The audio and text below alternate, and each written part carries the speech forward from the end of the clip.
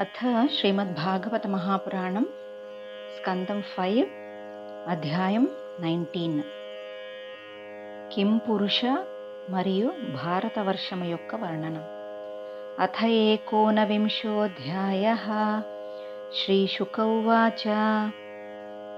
కిం పురుషే వర్షే భగవంతం ఆదిపురుషం లక్ష్మణాగ్రజం సీతాభిరామం రామం తచ్చరణసన్నికర్షాభిరతః పరమభాగవతో హనుమాన్ సహ కింపురుషైః అవిరతభక్తిః ఉపాస్తే. ఆర్ష్టిషేణేన సహ గంధర్వైః అనుగీయమానాం పరమకల్యాణీం భర్తృభగవత్కథాం సముపశృణోతి స్వయం చ ఇదం గాయతి.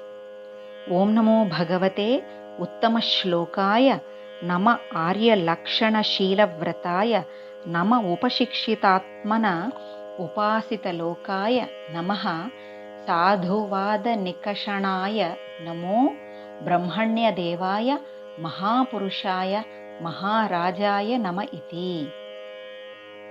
యత్తద్విశుద్ధానుభవమాత్రమేకం స్వతేజసా ధ్వస్తగుణవ్యవస్థం ప్రత్యక్ప్రశాంతం సుధియోపలంబనం హ్యనామరూపం నిరహం ప్రపద్యే. మర్త్యావతారస్త్విహ మర్త్యశిక్షణం రక్షోవధాయైవ న కేవలం విభోః కుతోన్యథా స్యాద్రమతస్వ ఆత్మనః సీతాకృతాని వ్యసనానీశ్వరస్య. న వై స ఆత్మాత్మవతాం సుహృత్తమః సక్తస్త్రిలోక్యాం భగవాన్ వాసుదేవః న స్త్రీకృతం కష్మలమశ్నువీత న లక్ష్మణం చాపి విహాతుమర్హతి. న జన్మనూనం మహతో న సౌభగం న వాగ్న బుద్ధిర్నాకృతిస్తోషహేతుః తైర్యద్విసృష్టాన్ అపి నో వనౌకసః చకార సఖ్యే బత లక్ష్మణాగ్రజః. సురోऽసుरो వాప్యథ వానరో నరః సర్వాత్మనా యః సుకృతజ్ఞముత్తమం భజేత రామం మనుజాకృతిం హరిం య ఉత్తరాననయత్ కోసలాన్ దివం ఇతి. భారతేపి వర్షే భగవాన్ నరనారాయణాఖ్య ఆకల్పాంతం ఉపచిత ధర్మ జ్ఞాన వైరాగ్య ఐశ్వర్య ఉపశమ ఉపరమ ఆత్మోపలంబనం అనుగ్రహాయ ఆత్మవతాం అనుకంపయా తపో అవ్యక్త గతిశ్చరతి. తం భగవాన్ నారదో వర్ణాశ్రమవతీభిః భారతీభిః ప్రజాభిః భగవత్ ప్రోక్తాభ్యాం సాంఖ్యయోగాభ్యాం భగవద్ అనుభావోపవర్ణనం సావర్ణేః ఉపదేక్ష్యమాణః పరమభక్తి భావేనోపసరతి ఇదం చ అభిగృణాతి. ఓం నమో భగవతే ఉపశమశీలాయ ఉపరతానాత్మ్యాయ నమో అకించన విత్తాయ ఋషి ఋషభాయ నర నారాయణాయ పరమహంస పరమగురవే ఆత్మారామాధిపతయే నమో నమ ఇతి. గాయతి చేదం. కర్తాస్య సర్గాదిషు యో న బధ్యతే న హన్యతే దేహగతోపి దైహికైః ద్రష్టుర్న దృగ్యస్య గుణైర్విదూష్యతే తస్మై నమో అసక్త వివిక్త సాక్షిణే. ఇదం హి యోగేశ్వర యోగ నైపుణం హిరణ్యగర్భో భగవాన్ జగాదయత్ యదంతకాలే త్వయి నిర్గుణే మనో భక్త్యా దధీతోజిత దుష్కళే బరః. యథైహి కాముష్మిక కామలంపటః సుతేషు దారేషు ధనేషు చింతయన్ సంకేత విద్వాన్ కకుళే బరాత్యయాత్ యస్తస్య యత్నశ్రమ ఏవ కేవలం. తన్నః ప్రభో త్వం కకుళే బరార్పితాం త్వన్మాయయాహం మహతాం అధోక్షజ భింద్యామయేనాశు వయం సుదుర్భిదాం विधेहि योगं त्वयि न स्वभावम् इति। भारत्येऽप्यस्मिन् वर्षे सरिच्छैलाः सन्ति बहवो मलयो मङ्गलप्रस्थो मैनाकः त्रिकूटऋषभः कूटकः कोल्लकः सह्यो देवगिरिः ऋष्यमूकः श्रीशैलो वेङ्कटो महेन्द्रो वारिधारो विन्ध्यः शुक्तिमान् वृक्षगिरिः पारियात्रो द्रोणः चित्रकूटो गोवर्धनो रैवतकः ककुभो नीलो गोकामुख इन्द्रकीलः कामगिरिरिति च अन्ये च शतसहस्रशः शैलास्तेषां नितम्बप्रभवाः नदा नद्यश्च सन्त्यसङ्ख्याताः। एतासामपो भारत्यः प्रजा नामभिः एव पुनन्तीनाम् आत्मना चोपस्पृशन्ति।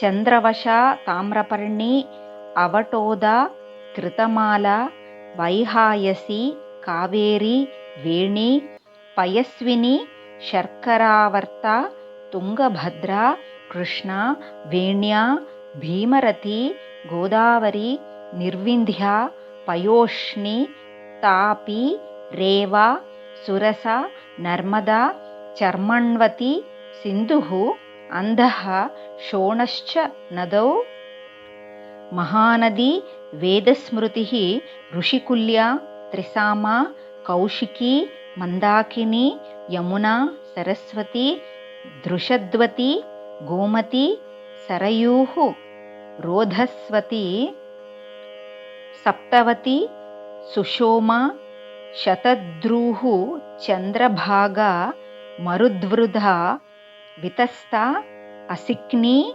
विश्वेति महानद्यः।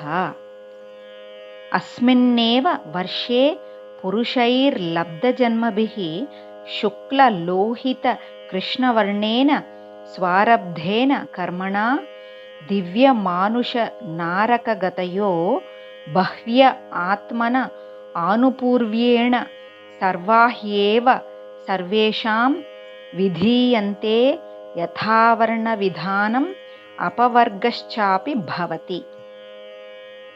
यो असौ भगवति सर्वभूतात्मनि अनात्म्ये अनिरुक्ते अनिलयेन परमात्मनि वासुदेवे अनन्यनिमित्तभक्तियोगलक्षणो नानागतिनिमित्ता विद्या ग्रन्थिरन्धनद्वारेण यदा हि महापुरुषप्रसङ्गः एतदेव हि देवा गायन्ति।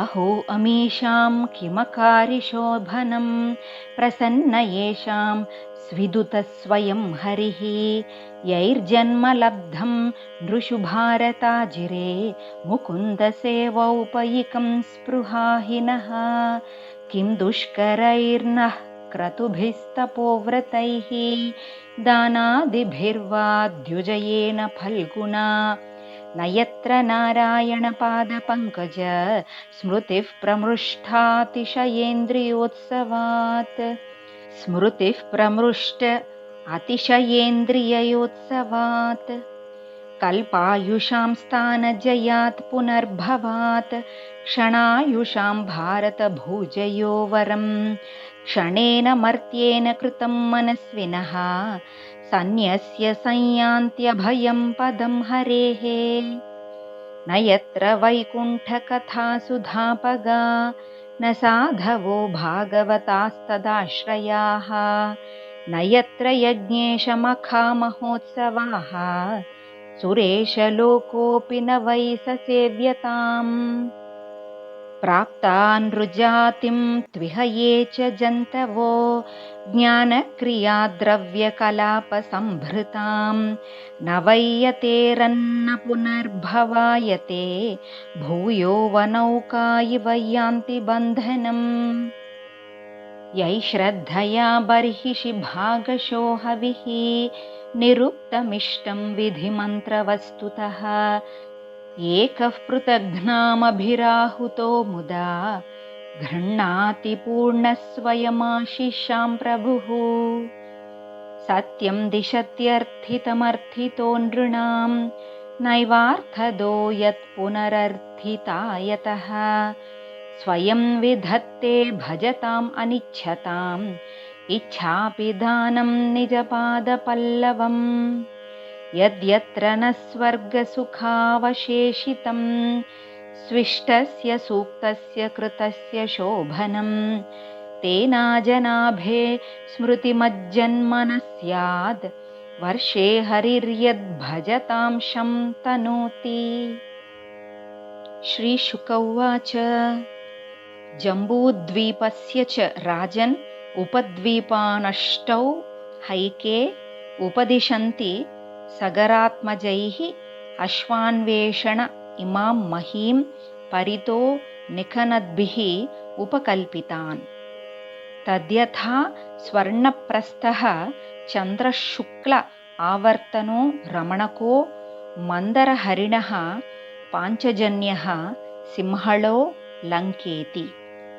एवं तव भारतोत्तम जम्बूद्वीपवर्षविभागो यथोपदेशम् उपवर्णितः इति श्रीमद्भागवते महापुराणे पारमहंस्यां संहितायां पञ्चमस्कन्धे भुवनकोशवर्णनम् 19. श्रीहरये नमः। श्रीहरये नमः। श्रीहरये नमः। गोपिका जीवनस्मरणं गोविन्द गोविन्द। सद्गुरुनाथ महाराज की जय। राधे राधे।